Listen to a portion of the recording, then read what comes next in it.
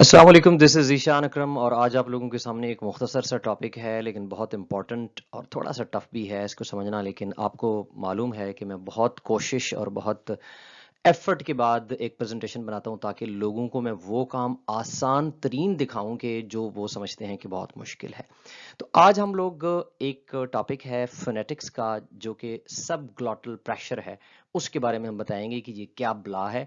वैसे ये टॉपिक आपको ये बता दूं कि इस टॉपिक के अंदर आप इंक्लूड कर सकते हैं कि जो प्रोसेस ऑफ स्पीच प्रोडक्शन होता है, कैसे एक स्पीच जो है वो प्रोड्यूस की जाती है, उस सारे प्रोसेस को भी इस सब ग्लॉटल प्रेशर के अंदर समझा जा सकता है। ये मुख्तसर सा टॉपिक है बट आपको ये ढेरों ढेर नॉलेज देगा इंशाल्लाह ताला। सो बढ़ते हैं अपने लेक्चर की जानिब। सबसे पहला सवाल तो ये होना चाहिए कि ये ग्लॉटिस ब्लॉक क्या है और ये है कहाँ पे। तो मैं आप लोगों को हाईलाइट करके इसको दिखाने की कोशिश करूंगा। अगर आप देखें तो ये एक एनाटॉमी है लिरिंक्स की, यानी जहां से आपकी सांस की नाली जो है वो आ रही है। तो यहाँ पे आपको मिल रहा है एपिग्लॉटिस। ये है आपका ग्लॉटिस जो वोकल कॉर्ड्स के अंदर मौजूद है। ठीक है, वोकल कॉर्ड्स के दरमियान में। ठीक है, ये आपका ग्लॉटिस है। इससे ऊपर है एपिग्लॉटिस और इससे नीचे है सब glottis.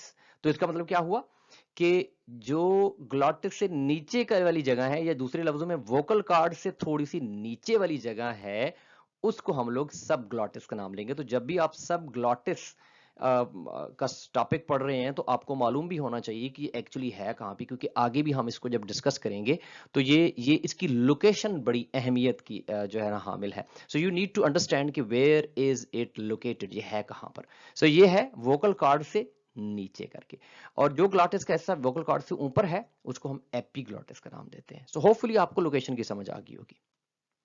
So what is subglottal pressure now. हमें पता चल गया कि ये ग्लॉटिस कहां पर है और सब ग्लॉटिस कहां पर है। तो अब सब ग्लॉटल प्रेशर फिर क्या बला चीज है। सबसे पहली बात तो ये है कि ये एक ऐसा प्रेशर है कि जो एक्चुअली एयर प्रेशर है। जैसे कि हम लोग जब बोलते हैं तो हमारी जो स्पीच प्रोडक्शन है उसके अंदर सबसे पहले तो लंग्स, जो हमारे फेफड़े हैं, वो सबसे इंपॉर्टेंट रोल अदा करते हैं। वहां से एयर हम इनहेल करते हैं और फिर ये सब ग्लॉटिस से होता हुआ फिर वोकल कॉर्ड्स की तरफ जाता है। ठीक है, और ये वो वाला प्रेशर है जब वोकल कॉर्ड्स थोड़ी सी नीचे वाली जगह जो मैंने भी आपको लोकेट करके बताई कि कहाँ पे सब ग्लॉटिस है, वहां पे ये एक प्रेशर बिल्डअप होता है। अगर ये प्रेशर बिल्डअप ना हो तो हम स्पीच प्रोड्यूस नहीं कर सकते, याद रखिएगा। ये सबसे अहम पार्ट है सब ग्लॉटल प्रेशर स्पीच प्रोडक्शन के लिए। दूसरी बात क्या है कि जब हम बोलते हैं तो जैसा कि मैंने पहले बताया कि हमारे जो लंग्स हैं वो हमें एयर प्रोवाइड करते हैं।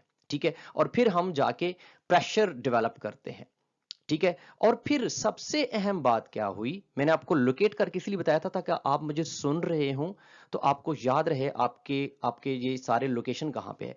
तो आपको मैंने बताया था कि नीचे करके आपके सब ग्लॉटस है और यहाँ पे ऊपर करके थोड़ा सा आपका वोकल कार्ड्स है और ऊपर करके आपका एपिग्लॉटस है और इधर करके आपका, मैं दोबारा, मुझे शायद मैं दोबारा भी आपको ये दिखा देता बट अगर किसी ने तवज्जो से देखा है तो दोबारा उसको समझाने की जरूरत नहीं है। तो समझे बात को। लंग से आ रही है एयर और फिर क्या हो रहा है कि सब ग्लॉटल प्रेशर, जो सब ग्लॉटिस है वो प्रेशर प्रोवाइड कर रहा है, और फिर वोकल कार्ड से जब एयर गुजरती है तो वोकल कार्ड जो है उसको एडजस्ट करते हैं, उस एयर को एडजस्ट करते हैं। कैसे एडजस्ट करते हैं?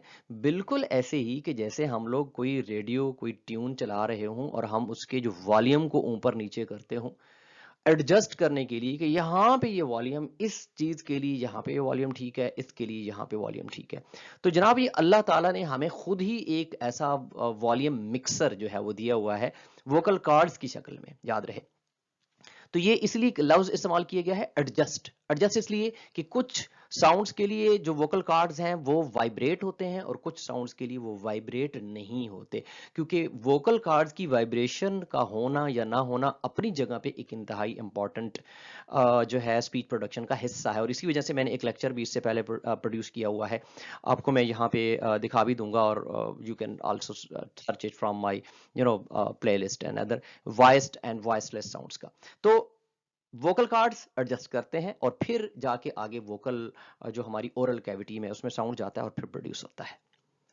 सो एग्जाम्पल को अगर हम समझना चाहें मजीद, अगर आपको अभी तक भी बात की समझ नहीं आई, तो भाई साहब जब आप अपनी आवाज को ऊंचा करते हैं तो आप अपने सब ग्लाटल प्रेशर को इंक्रीज करते हैं, और अगर आप किसी से विस्पर बात ऐसे करके मैं बात कर रहा हूं, ये विस्पर था। पता नहीं आपको सुनाई दिया या नहीं दिया, क्योंकि विस्पर जो है वो सिर्फ साथ वाले के कान में किया जाता है। तो विस्पर जो है कुछ लोग उसको फोन पर भी विस्पर करते हैं बाय द वे। तो विस्पर जो है वो आप जब करते हैं तो आप अपना जो प्रेशर है सब ग्लॉटल का उसको क्या करते हैं, कम करते हैं। सो ये विस्परिंग आप नहीं कर सकते अगर आपका सब ग्लॉटल अच्छे तरीके से उस प्रेशर को कम नहीं करेगा। सो इट्स वेरी इंपॉर्टेंट। उम्मीद है आपको यहां तक तो आपको इसकी ये समझ आ गई होगी कि ये करता क्या है, व्हाट इज इट। अब ऑलरेडी मैं इसकी इंपॉर्टेंस बता चुका हूं, लेकिन हम फिर भी मजीद थोड़ा सा बयान करने की कोशिश करेंगे कि सब ग्लॉटल प्रेशर इतना अहम क्यों है। यानी अहमियत हम ऑलरेडी भी डिस्कस कर चुके हैं और उसके अंदर हमने ये भी मालूम कर लिया कि ये है क्या, लेकिन साथ साथ हम मजीद भी इसको डिस्कस करेंगे, क्योंकि ये ड्राइविंग फोर्स है जनाब स्पीच प्रोडक्शन की, पहले भी बता चुका हूं। और दूसरी क्या है कि ये वोकल कॉर्ड्स को वाइब्रेट करने में भी मदद देता है कि वो साउंड वेव्स प्रोड्यूस करे। ठीक है ना। वोकल कॉर्ड्स की जो वाइब्रेशन है, इसका मतलब ये हुआ कि वो सब ग्लॉटल प्रेशर की मोहताज है।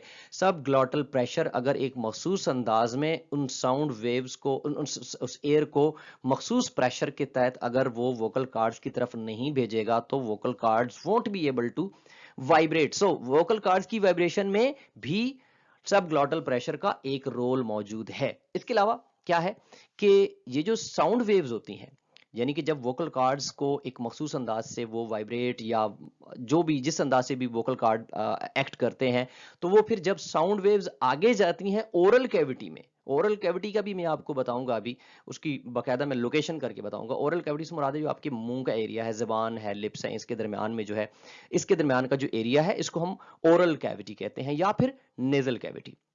इन दोनों की तरफ से साउंड जाता है।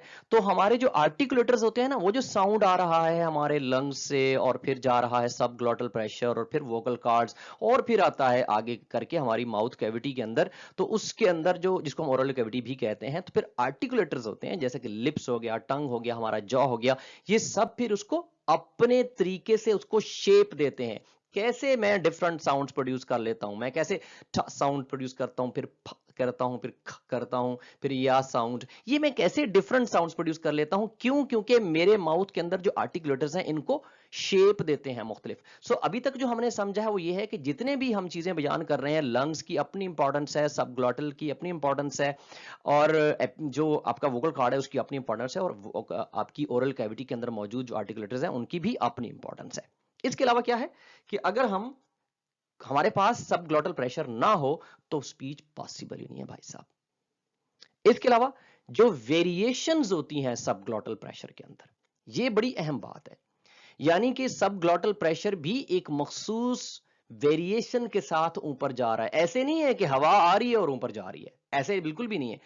मैं इसकी मिसाल अचानक मेरे दिमाग में आई, बहुत अच्छी एग्जांपल आई मेरे दिमाग में, कि जो बांसुरी बजाते हुए किसी को अगर आपने सुना हो तो वो कैसे मुख्तलिफ साउंड्स निकाल लेता है।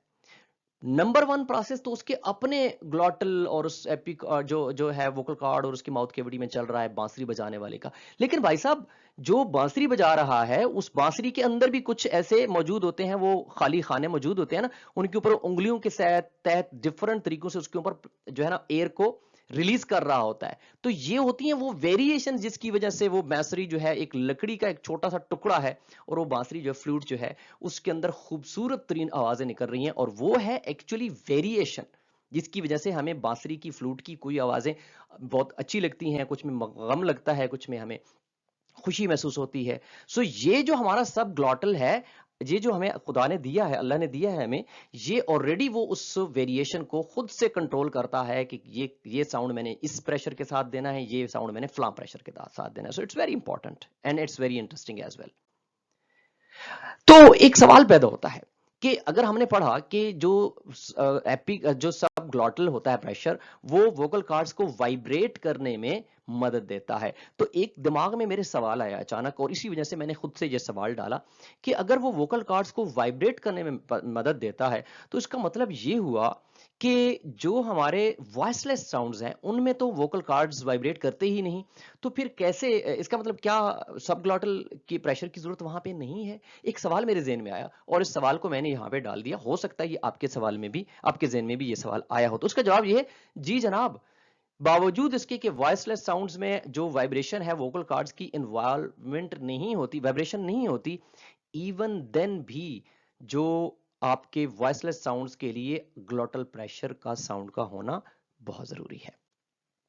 अब आ जाते हैं तीन elements in the speech production, इसका थोड़ा सा तारुफ हो जाए क्योंकि ये हमारे इसमें बहुत डिस्कस किए जा रहे हैं। उसमें सबसे पहला एलिमेंट है एयर फ्लो का, दूसरा एलिमेंट है सबग्लॉटल का, और तीसरा एलिमेंट है ऑरल प्रेशर का। तो इन सब तीनों को हम देख लेते हैं कि ये इनका पैसेज क्या है, ये कहां से आते हैं, कहां से गुजरते हैं और कैसे। तो सबसे पहले एयर फ्लो की बात करते हैं। एयर फ्लो आपके लंग से होता हुआ, सब ग्लॉटस प्रेशर से होता हुआ, वोकल कार्ड से होता हुआ और माउथ कैविटी से या फिर नेजल कैविटी से बाहर जाता है, यानी इसका सबसे लंबा पैसेज इसका है एयर फ्लो का। ठीक हो गया, बात की समझ आ गई। अब आते हैं सब ग्लॉटल। तो सब ग्लॉटल आपको पहले से बता दिया है कि ये ग्लॉटिस से ये थोड़ी सी नीचे जो जगह है, यहां पे ये अपना प्रेशर क्रिएट करता है। यानी इसका सारे का सारा, अगर कि याद रहे, एक बात ज़हन में रहे कि ये जितने तीन मैंने एलिमेंट आपको दिए, ये तीनों एक दूसरे के ऊपर बहुत ज्यादा डिपेंडेंट है। एयर फ्लो कैसा है वो सब ग्लॉटल डिफाइन करेगा, और सब ग्लॉटल कैसा है वो फिर जो है आपका ओरल प्रेशर उसके अंदर। अच्छा, मजे की बात आपको बताऊं, आपका जो ओरल प्रेशर है वो भी वापसी इफेक्ट कर सकता है सब ग्लॉटल प्रेशर और एयर फ्लो को। क्यों? क्योंकि सम टाइम आप अपने साउंड को बिल्कुल खुला रिलीज कर देते हैं, जैसे ई। अब आपने कोई स्टॉप नहीं किया क्योंकि वाउल्स जितने भी उनमें स्टॉपेज नहीं है, जबकि जो साउंड्स हैं स्टॉप्स या जिनको हम प्लॉसिव्स कहते हैं, जैसे कि साउंड, उसके लिए आप अपने लिप्स को पहले क्लोज करते हैं और अपने जो एयर फ्लो है उसको मुकम्मल ब्लॉकेज करके एयर प्रेशर बिल्ड करते हैं। तो याद रहे कि आपका जो ओरल प्रेशर है, ये जो ओरल प्रेशर है जिसको मैंने अभी डिस्कस नहीं किया, क्योंकि ओरल प्रेशर यहां से आपका ये जो एरिया है, माउथ कैविटी, ओरल कैविटी, ये एरिया है जहां पे ओरल प्रेशर होता है। तो ओरल प्रेशर अगर आप ज्यादा बिल्डअप कर देते हैं तो वापसी उसका असर भी पड़ सकता है आपके सबग्लॉटल जो प्रेशर होता है या एयर फ्लो के ऊपर, कि वो कैसे रिलीज हो रहे हैं। तो ये तीनों जो होते हैं ये आपस में, सो कौन कौन से जी, एयर फ्लो है आपके लंग से आ रहा है और यहां से गुजरता हुआ और यहां पे आ रहा है, ये सबसे लंबा पैसेज है। सब ग्लॉटल यहां पे ज्यादा रोल है इसका, यहां पे इसका रोल ज्यादा इंपॉर्टेंट हो जाता है, और ओरल प्रेशर का ये एरिया है। तो आपको पता हो जाए कि इनकी लोकेशंस क्या है, और ये तीनों बहुत इंपॉर्टेंट है अगर आप स्पीच को प्रोड्यूस करना चाहते हैं तो। अब आते हैं कि एक एक्सपेरिमेंट किया गया है कि कैसे एयर प्रेशर जो होता है, जब आप लोग स्पीच प्रोडक्शन कर रहे होते हैं, फोनेशन कर रहे होते हैं, जब आप कुछ बोल रहे होते हैं, तो कैसे स्पीच प्रोडक्शन के अंदर सब ग्लॉटल प्रेशर का रोल क्या है और कैसे ये बिहेव करता है, क्या ये चेंज होता है, क्या ये कम और ज्यादा होता है, कैसे इसका पड़ता है। तो ये एक्सपेरिमेंट था कि जिसके अंदर आप लोगों को एक शख्स को, एक सब्जेक्ट को, कोई भी एक पर्सन था, उसको कहा गया कि आप एक डीप ब्रीथ लें और फिर 1 से लेकर 32 तक काउंट करें। और इसके अंदर पर्पस क्या था कि हम ये देखना चाहते थे कि अगर डीप ब्रीथ लेने के बाद वो 1 से लेकर 32 तक काउंट करता है तो वहां पे हमारा जो सब ग्लॉटल प्रेशर है वो कैसे बिहेव करता है। तो इस तजर्बे के अंदर जो सामने आया, नजर आया, वो ये था कि जो सब ग्लॉटल प्रेशर था वो रीजनेबली कांस्टेंट रहा, उसमें बहुत बड़ी चेंजेस देखने को नहीं मिली, काफी हद तक वो कांस्टेंट रहा। और सब ग्लॉटल प्रेशर ने हवा को जो जो रिलीज ऑफ एयर है उसको काफी हद तक कांस्टेंट रखा, उसको बैलेंस्ड रखा। और ये बैलेंस है जिसकी वजह से हमारी आवाज आपको अच्छी सुनाई देती है। मेरी आवाज आपको जो सुनाई दे रही है, कुछ लोगों ने कहा आपकी आवाज बहुत अच्छी है, बहुत शुक्रिया उन लोगों का, अल्लाह ने आवाज दी है, सो उसका ही शुक्रिया।